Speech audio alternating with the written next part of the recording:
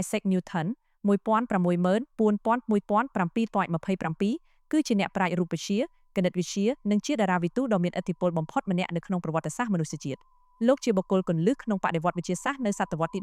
17ស្នាដៃនឹងការរកឃើញធំៗរបស់លោកមានដូចជាច្បាប់ទំនាញសកល Law of Universal Gravitation លោកបានពន្យល់ថាហេតុអ្វីបានជាផ្លែប៉ោមធ្លាក់ចុះមកដីនិងហេតុអ្វីបានជាភពនានាវិលជុំវិញព្រះអាទិត្យតាមរយៈកម្លាំងទាញដែលមើលមិនឃើញហៅថាកម្លាំងទំនាញច្បាប់ចលនាទាំង3 Newton's Laws of Motion ច្បាប់ទាំងនេះជាគ្រឹះនៃរូបវិទ្យាបុរាណដែលពន្យល់ពីរបៀបដែលវត្ថុនានាមានចលនានៅលើលោកដូចជាច្បាប់ស្ពាយកម្លាំងនិងសកម្មភាពស្មើនឹងប្រតិកម្ម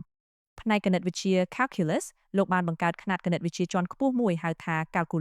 Calculus ដោយឯករាជ្យស្របពេលជាមួយលោក Gottfried Wilhelm Leibniz ដែលគេប្រើប្រាស់រហូតមកដល់សព្វថ្ងៃផ្នែកពន្លឺនិង Optics លោកបានរកឃើញថាពន្លឺពណ៌សរបស់ព្រះអាទិត្យពិតជាផ្សំឡើងដោយពណ៌ឥន្ធនូជាច្រើនបញ្ចូលគ្នានិងបានបង្កើតទូរទស្សន៍ឆ្លុះពង្រីក Reflecting Telescope ដំបូងគេបង្អស់សៀវភៅដ៏ល្បីល្បាញបំផុតរបស់លោកមានចំណងជើងថា Philosophiae Naturalis Principia Mathematica ហៅកាត់ថា Principia ត្រូវបានចាត់ទុកជាសៀវភៅវិទ្យាសាស្ត្រដ៏សំខាន់បំផុតមួយដែលបានផ្លាស់ប្ដូររបៀបដែលមនុស្សយល់ដឹងអំពីចក្រវាឡទាំងមូល